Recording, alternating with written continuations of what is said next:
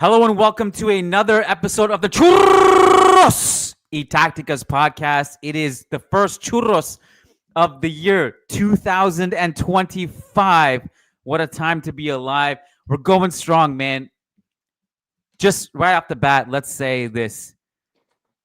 I'm very proud of Diego and I for sticking through this with this podcast after all these years.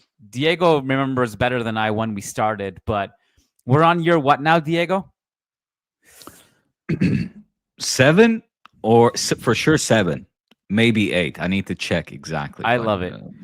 If this podcast can go 7 to 8 years, your marriage can last. There's no couple in the world who will fight as much as Diego and I will fight. And we're still going strong. We had a few marriage counseling sessions along the way, and we're stronger than ever. And even after this Dani Olmo thing, we'll keep going strong. Diego and I took a... I almost couldn't do the intro because I was laughing so much because I had announced that we're going live on YouTube, and Diego was like, wait, this is a patron edition, right? And I was like, no, this is live on YouTube, bro. Everyone is waiting. There's like literally a Kool-Aid 767 in the chat. Madridistas are lining up. They want to know what's going on with Barca. What's Diego's thoughts? And Diego's like, no, I can't talk about this. It's got to be patron edition. So I convinced them to go live, and he reluctantly went live. I love the toque. The orange pops. Nice ode to the Netherlands as well. How are the holidays for you, bro, before we jump into it? Good, man. Good. But I'll tell you what, 10 days and 3.2 kilos later, I'm sitting here happy to be back at home and ready to get back into the usual routine, because I've noticed, and I know, over the course of these 7 years, it's also, I've documented my own aging. I mean, as we do, obviously, over the course over the span of time, we get older and start to complain more about certain things. It's now official. Like, it's consistent with every holidays, just how easily I pack kilos the older I get. Yeah. Like 3 kilos in 10 days, man. I don't remember that ever. 3 kilos in 10 days. Yeah. A lot of it could be water weight. Well, that's the thing. So I've started working out today, back to my workout, your normal workout schedule, which I do frequently. By the way, I have a pretty strict workout regimen, where since COVID, I've worked out 3 to 4 times a week consistently, and that's good. It's good enough to maintain this poor excuse of a 43-year-old physique. No, it's okay, but basically it's so necessary to work out, man, for mental reasons, physical reasons as well, because I'm happy to announce that after my second day of living normal again, I've already knocked off a kilo. So a lot of that, like you said, was water weight, but still, I mean, seeing the scale pop up a shocking 3.2 kgs in just a little over a week, I was like, holy shit. It's the Eden Hazard syndrome, bro. Eden Hazard is the prime example of this. Yeah. Beer and pizza and burgers. Well, that's the thing. Yeah. It worked for the first 30 years of his life, and then it didn't. And then it just off a cliff. Yes. But listen, people aren't here to listen to my battles with weight. People want to get into the thick of things. I was keen to get on this pod because I was always of the impression that we were going to do a Patreon since it's Friday. Right. But you want to come out to the public. And I will say, I told Kiyan, I said, well, then I can't talk. And there's a lot that I wanted to say. There's a lot of things that I kind of wanted to say to the churros community as well, because I find myself in a very uncomfortable situation. And I'm lucky, one of the reasons I don't promote this podcast more and enjoy us being an underdog when it comes to football podcasts and, kind of fly under the radar, especially, locally here in Spain and Barcelona and among the culé community, Although I'm happy to hear that there's one watching. A salute to you, my brother, hermano. Culés. There's a lot. Um, There's a lot. okay. But one of the reasons why I like flying under the radar is because I can say whatever I want without any repercussions. Yeah. Now, I have been called to the attention. My boss has in the past asked me to adjust the title or so. And I have been told that, you know, the club doesn't like, or people don't really like me having this platform. Not just me. I mean, it's in general. It's across the board. Yeah. And it goes for every club. I mean, I Every can't club, every imagine club. working. Yeah. This is why I would never, ever, ever, ever work for Real Madrid unless they made me the sporting director. There's no way I could say anything if I worked for Real Madrid. So I get it. I know it's hard for you, man. I understand that completely. I understand. And the reason I say that, Kiyan, is because, and I like to push the boundaries, even when we're going live. I don't think that I hold back that much. There's plenty of things or takes that I've said on this podcast that could have landed me in hot waters. The fact of the matter is, all these years, these 5 years that I spent working for Barça Studios, I've been a freelancer. And as of today, that has changed. And I've told you this, right? I don't know if you remember. I kind of said it in passing before we went out on the break. I'm very unhappy with the situation for many reasons. Yeah. And I really want to plead to the community. And this is kind of why I wanted to not be public, but it's kind of like I want to break free. Right? I want to break free of the shackles that are holding me back. And I want to grow this podcast. And I want, I need to reach out. I need to do a better job and work harder in that regard. But that is going to be increasingly more difficult now that I have become a full-time employee. So yeah. I'm at a crossroad, and I'm saying this very publicly.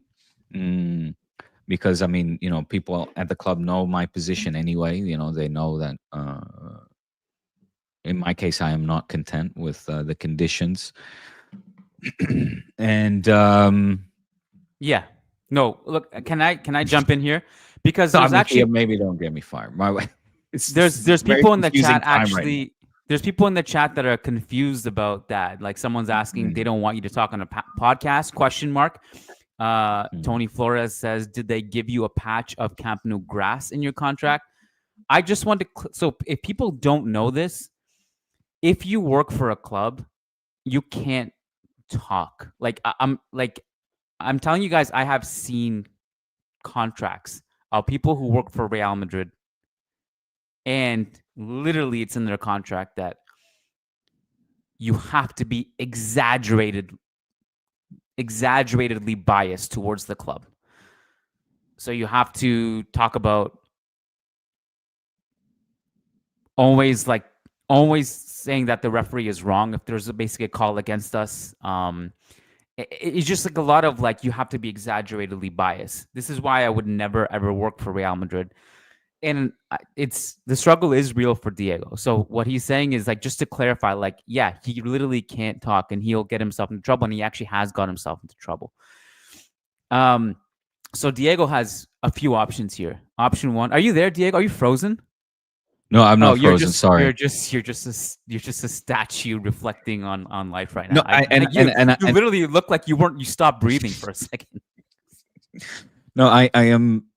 I mean, just listening to you, and at the same time texting my mom. But everything you just said was spot on.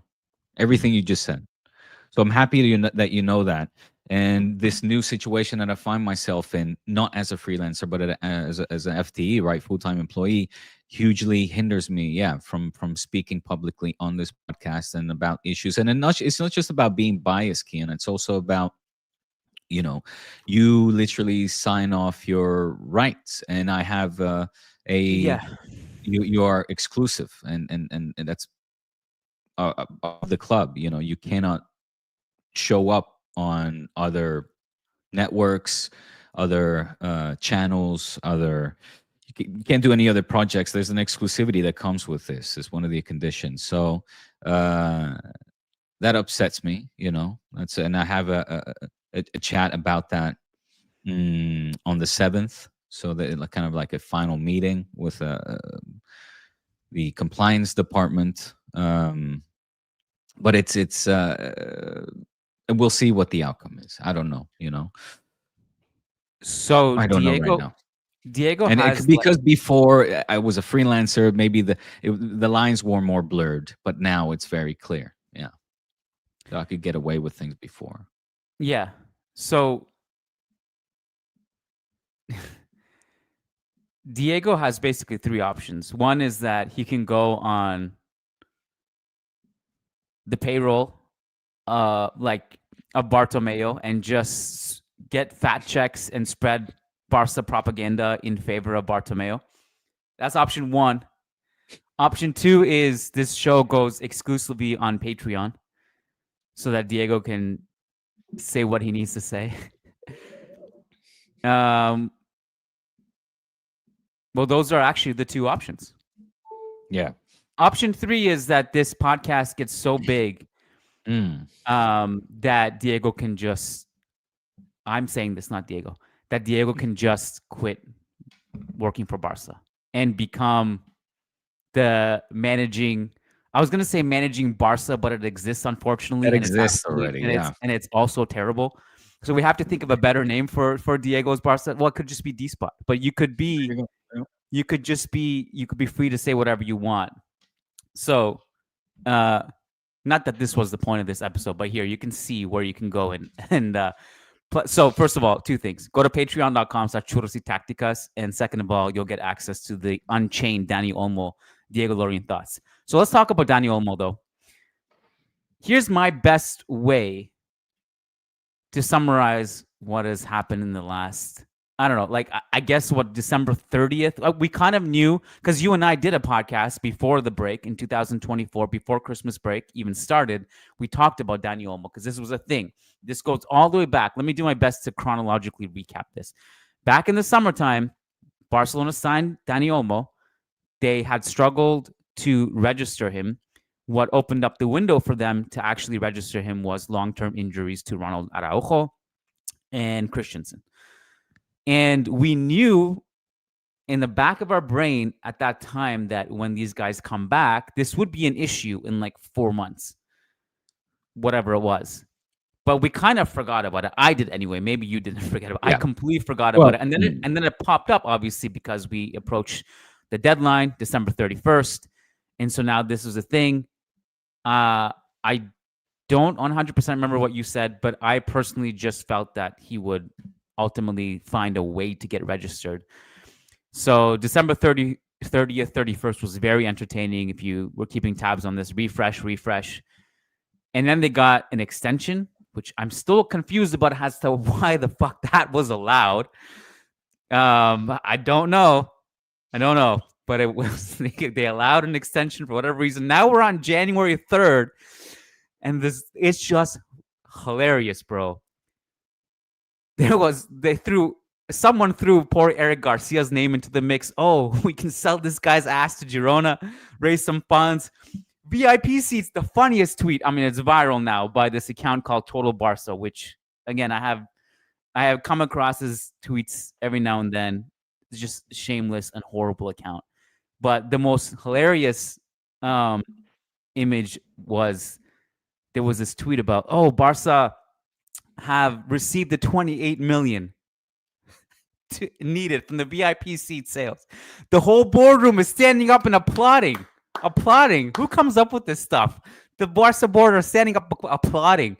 And then like a few minutes later, the backtrack of like, oh, actually, false alarm. There was no 28 million coming in.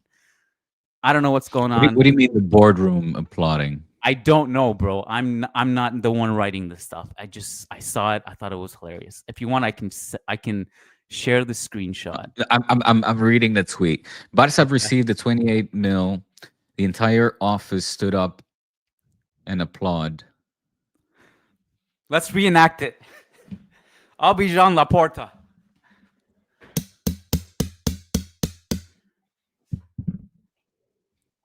Oh yeah, the wrong bank account. What? What does that mean? Who is?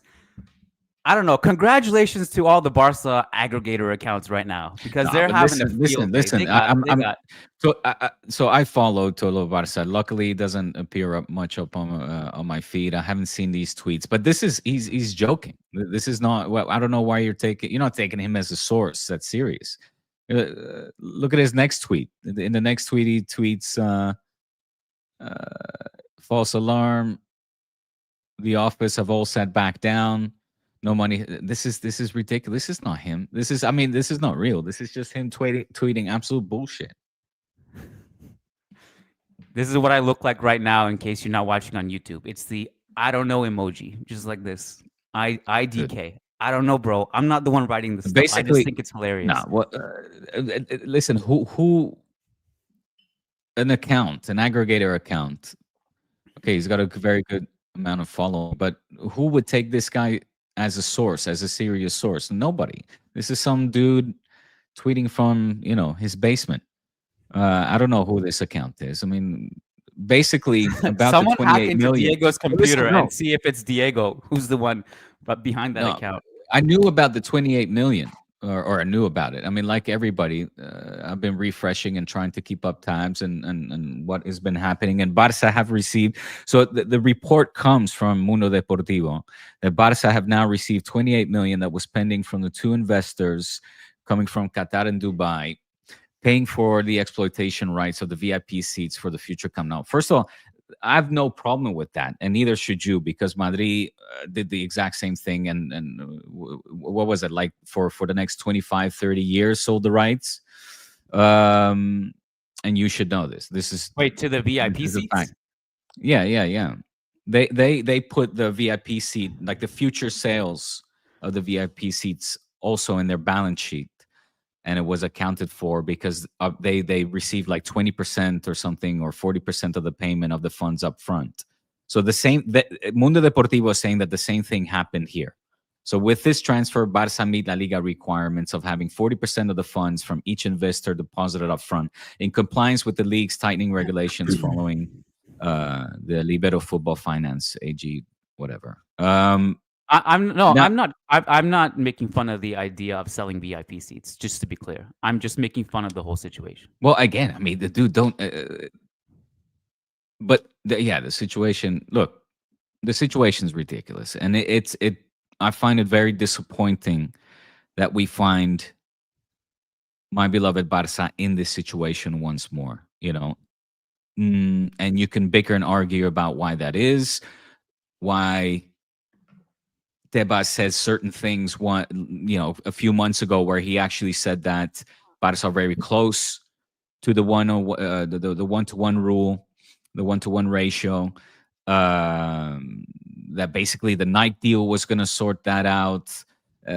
He's even said that Madrid is closer to that basically Barca and Madrid are closer to a level playing field than what people actually make out. These are all statements from Tebas in the past, right? So when a massive sponsorship deal comes in, like the one with Nike now, I guess what us dumb folk are left wondering is, when is it enough? Is like, why is that not? Shouldn't that have been like allowing us to be at the 1-to-1 ratio and then some? Like easily past the regulations of La Liga. And it seems like whatever deal we seem to get in, it never puts us over that hump, leaving then the club like flapping like a fish out of water come deadline day, trying to desperately look for more water, look for more funds. And it looks just so it looks ridiculous, is what it is. It leaves the club, like the club's image has been hugely damaged, man, because it leaves the club looking just amateuristic, unprepared, not serious, improvising. And that's my biggest criticism from my part, from somebody who doesn't understand all the ins and outs, neither when it comes to the regulations and the rules. Because again, when Tebas says things like we're so close, we're gonna get there, we're almost there, and then this Nike deal comes through, which is the biggest, shirt deal in football history. And it's like, no, that's not enough still. It's like, Jesus Christ. Like, when is it enough, dude? What are the rules of it, and now with regards to this extension, I don't even know if this extension hasn't been made official to my knowledge. That's true. So I don't know. You say that, but and that's why this is a little bit difficult to track, because you just hear so many conflicting things, and almost none of it is coming from official sources. Other than what we knew was that La Liga rejected what Barcelona had submitted before the New Year. And there are reports now that I didn't mention that I think it was Mundo Deportivo that Barca may take this to court because this is not going to be approved. And who knows what that will lead to. And the other thing is, like, tell me if I'm wrong, Kiyan. La Liga have already deregistered Pau and Dani Olmo, I think. They're not registered right now. So Barca cannot re-register neither. Like, that's not going to be possible because La Liga rules prohibit that. This is why I think it's pretty much re-registered with the same club in one season, right? So I think think Barca are cooked in this situation, and I tweeted this. I tweeted this during the holidays that, like, regardless of what happens, this is a huge L, because either you don't register him, and as I've said, I probably chewed your ear off talking about this, but I think Barca's attacking depth, it's really in a bad situation, especially with Lamine Yamal's injuries in and out. You hope he stays healthy, but there's very little depth behind the front three. You're starting to get into Pau Victor and Ansu Fati territory. Dani Olmo was the one guy you could pretty much rely on. Victor won't be registered neither. Sure. So, so that's one L if you lose him. The other L is just like you register him and it's just all this mess and just this embarrassing situation. And I think it goes back to, like, this should be thought out and prepared well in advance. It should, like, the fact that, and I almost, it's like, I feel really weird and sick to my stomach saying this, but, like, it's almost as if, like, you need a player to get injured long term to make these registrations happen. How can you end up in this situation without knowing the rules, without knowing what you can and can't do? This is the most troubling and puzzling part. And it's not a matter, like, Barca doesn't have much of a revenue issue. Generally, the revenue is pretty high. It's not Real Madrid level, but it's high. Their problems are traced back years and years ago with... Hold on. During healthy times, normal times, it definitely was Madrid level and even more. And now, because of the Camp Nou, for many, many reasons, it is not up to that level. But my point is the point that before Bartomeu ran it through, into the ground. My point is that the problem with Barca has mostly not been about revenue. It's been about expenses. It's been about overspending things you don't have money for, giving out unnecessary long-term contracts that are huge in salary. A lot of that obviously is traced to Bartomeu. And more recently with Laporta, it's less about salaries and more about, like, mortgaging the future with sacrificing rights long-term and long-term revenue for short-term cash. And that allowed you to sign players in the last few years, whether it was Lewandowski or otherwise. But the registration struggles, you have, like, if you're in that position, if it's like me or you trying to figure out, like, how this works, how is this not enough? Like, why wasn't this deal with Nike enough? Why wasn't this lever enough, that lever enough? It's okay for us to be confused about it because we're not the fucking president of Barcelona expected to know this shit. I lost my voice for a second. I'm hyperventilating. I'm so emotional for some reason.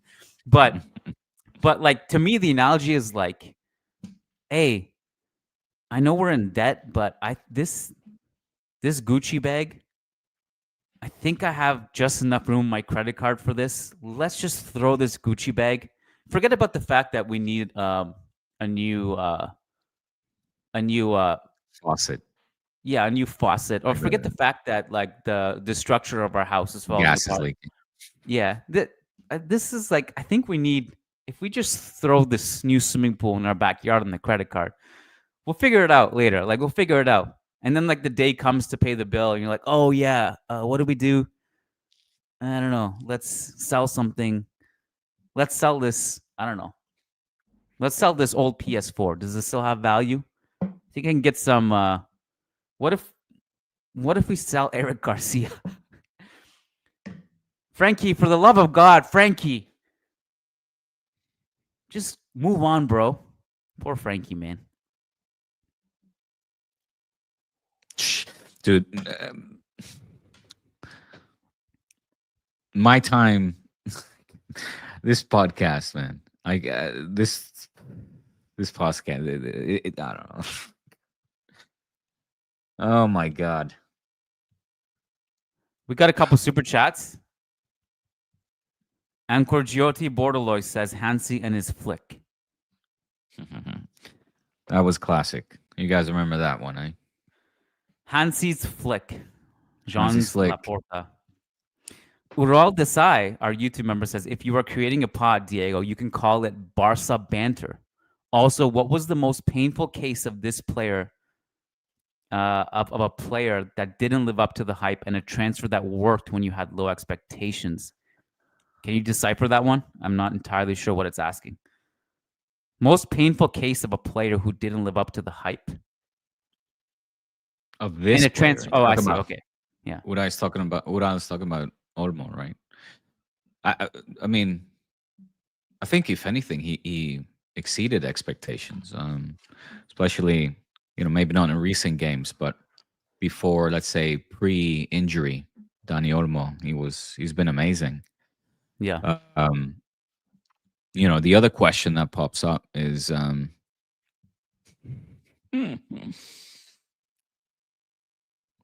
like how much was Dani again? I think we paid a pretty penny. Yeah. Anyway, dude.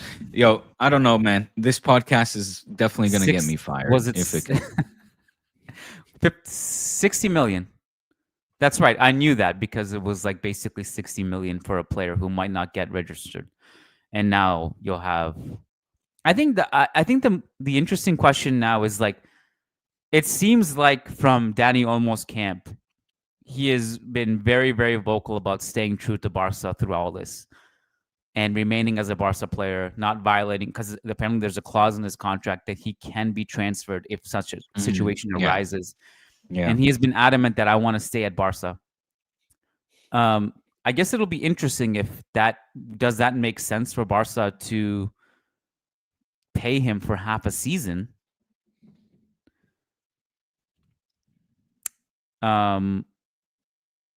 While he doesn't play.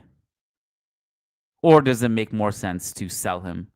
Or possibly loan him to a club that would pay his salary in the meantime until he comes back. Right? So I mean, it'll be interesting to see what happens from there. Ural says go ahead. No, go.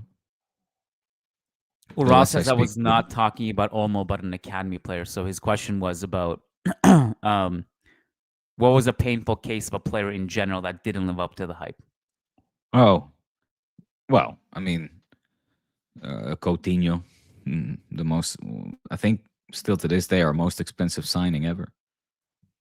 You had high expectations of him? Well, the price tag demanded that we had high expectations. You can't pay that money and then be like, well, I'm not expecting much from him. You personally, it was always. I mean, I always criticized his signing as the player that was not necessary at the time, and definitely not given the price tag. Getting over Neymar Coutinho was not the answer of that.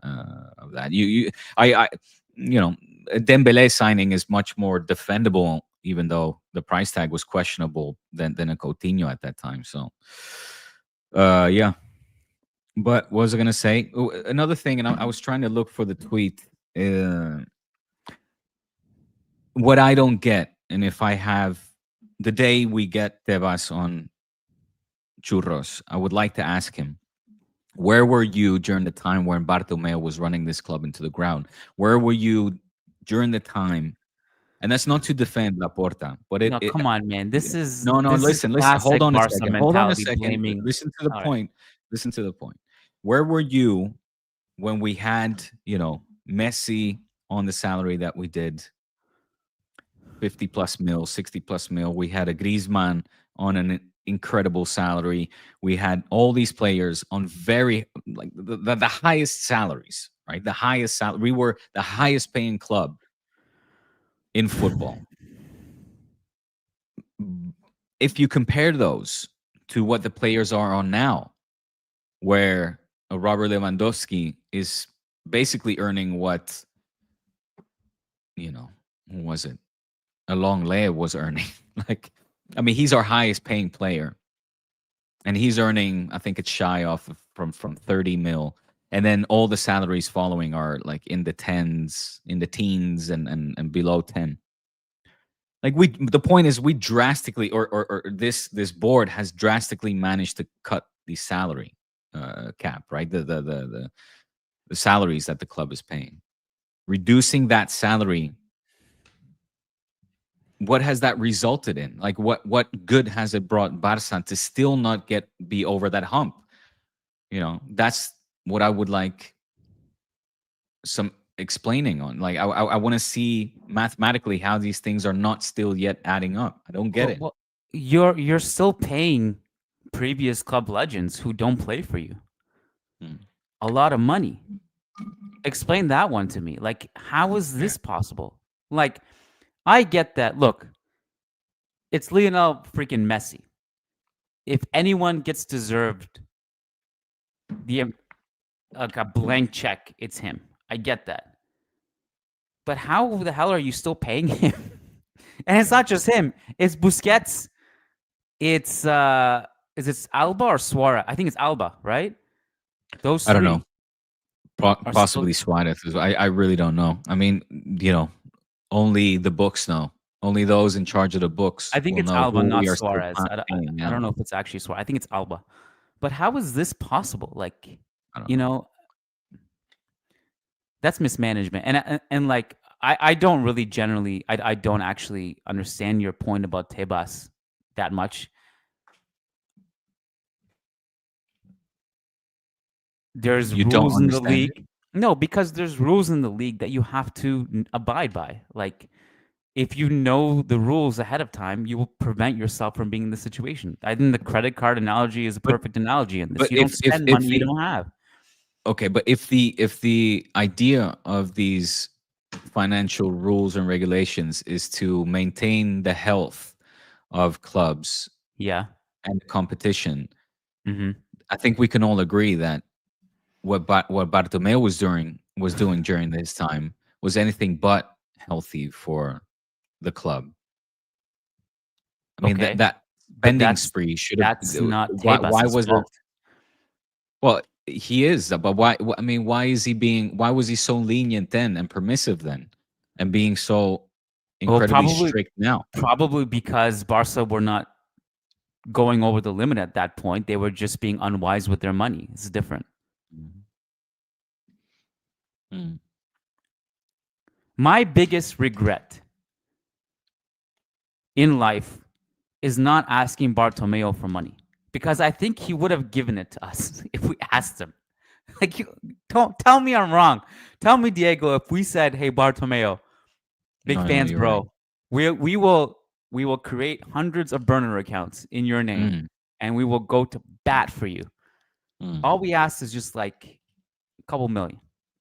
We could have. My We biggest regret in life. He would have said yes for sure. For sure. If we would have sworn to be crusaders for Bartomeu and company, I mean, he had, journalists on the payroll. Again, not that is a one-off, or that he was the first or the last president to do that. Anyway, look, this pod is gonna get me fired. I can't do this pod like this. I No, feel it's not. hugely It's not. conflicted. I do. No I one's going do. to. No one working for I've Barcelona will already even said see way this. too much. I've said way too much already. Okay, You imagine those people from compliance watching this and waiting for the meeting we have on the 7th are going to be like, dude,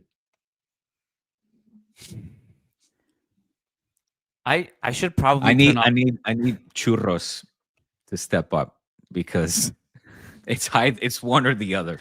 I definitely cannot do both. I should probably. I feel like I should probably turn off the recording for this. But if that happened, I would celebrate because you know this. I've told you this privately many times. You are literally tailor-made for YouTube. Like God couldn't create a more perfect like sculpture of YouTube poster boy than you. You can freestyle. You can make beats, or at least you know people who make sick beats. You can freestyle. You're unapologetic about who you are and what you say. People, you're perfect because people will love and hate you, and that's the perfect place to be. Like I wish I could be in that situation where I had the balls to be as polarizing as you are, and I don't. But if you have become more and more over the years. I will say that. I try. I put on an act. Canadian guy, the nice polite Canadian, is not, always present like he was in the beginning. It's a bit of an act, though. It's not like sincere. Like I do this thing in my head. Someone gave me this tip. I forget who it was. He was like, when you see a TikTok clip coming, just count in your head 3, 2, 1, and then like action, and then you say something that you think is going to go viral. I do that sometimes, but it's not like you've become very good at it. Increasingly better, may I add. But if you ever like were just full time doing this, it would blow up. I'm telling you, it would blow up. I gotta do it. In the meantime, for those of you who actually want to hear Diego's thoughts on the Dani Olmo situation, that'll be later this week. Oh, I guess it's Friday. It'll be next week. Okay, this is what messed me up, Diego. For some reason I thought it was like Monday today. I don't know why. I told you it was Friday. I said I know. I don't know. Because this probably should have been a patron edition, but it totally should have. The deeper layer of Dani Olmo and Barca and Diego's thoughts is over on patreon.com/Churros y Tácticas. This is not YouTube membership. We don't do YouTube membership for Churros. Patreon.com/Churros y Tácticas. It'll be there. Yeah, you just want to get me fired. It's because, bro, it's the holidays. Like, you don't know what now your responsibility. I blame the holidays. Bad job holiday calendar. It messed me up. All right, man. Concluding thoughts. We didn't talk about anything else but Dani Olmo.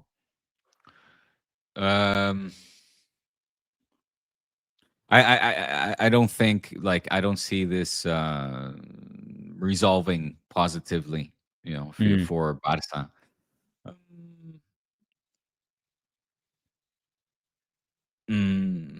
I think this is what I'll say, and I'll say, you want concluding thoughts? Yes. I don't know entirely where to put the full blame, okay? Like I have liked to say on this podcast recently, the truth lies somewhere in the middle, and certainly the scale tips heavier on one side than the other. And I think, we all know towards which side the weight, the guilt lays heavier. Because I think that after so many times now over the course of these past, what has it been, like 2, 3 years, 4 years, this issue of like registering players just before the deadline, before 12 o'clock. Damn, was it? Are the players going to be registered? No, yes. We got some money in. Okay, this is fine now. You see, like, at some point you're going to get caught offside. Hansi Flick is amazing at the offside trap, and I think this one might be called offside. VAR checking it. And unlike in previous transfer windows, this one will not fly. Whatever these 28 million, I don't know, but I think this time it's a step too late, and this board will get caught offside to the detriment of the first team because we need Dani Olmo desperately. We saw how important he is for Flick's system, and Pau Victor added to that as an offensive option from the bench, the highest goal scorer in the preseason, who had a great season last year with Barça Athletic. 2 big losses, man. But we'll see for the final. We have to wait for the final conclusion, obviously, and I hope that everything will fall into place. But we're now January 3rd, and this case is still unresolved. So I don't know. I miss a lot of information, so I'm speaking out of ignorance. Personally, I'm just really jealous. And I just wish we could be like you guys. And I think, don't even get me started on like how disgusting and corrupt your club is and all the favors you've been getting. Don't go there. You don't want to do that. You really don't. Look, man, all we won last season was a Champions League title, a league title. But we didn't win the title of Gerard Piqué tweeting that we'll never be like you guys. So I don't even know what you're saying. Me neither. I gotta go. I gotta go. Guess what? I have a meeting with Hismeti in a couple minutes. Hey, Hizzy. This will cheer you up. Real Madrid plays Valencia tonight. Yeah, I know that. That's like a weird time, like 10 to 9, right? It's at 8 o'clock, which I don't remember. Sorry. No. It's at 9 o'clock. On the dot, right? Wait, why? I for some reason I thought it was at 8 o'clock. Okay, it's at 9 o'clock, so I have more time. It's at 9 o'clock. Sorry, I am seeing it now. Right? It's at 9 o'clock. We got time for one quick YouTube super chat right at the buzzer. We're gonna allow this one. We're not gonna do the Gil Manzano thing where we blow the whistle right before Jude Bellingham scores at the Mestalla. Ancor Giotti says, coming up with the offside analogy on the fly. Diego is perfect for YouTube. You're right, Kiyan. I'd pay to watch, even though I'd never agree with him. I'm confident that you would surpass your Barca salary if you went full-time with YouTube. Pretty confident. So, yeah. Ancor Giotti, thank you so much. That's very kind of you. And I've been giving this a lot of thought, so we'll see where we take this. Yeah, we'll see. Well, the doors are open right now, and we're not closing any doors, but if one door closes, more will open. Diego, Happy New Year, bro. I love the beanie. Happy New Year. Same shit, year. Different year.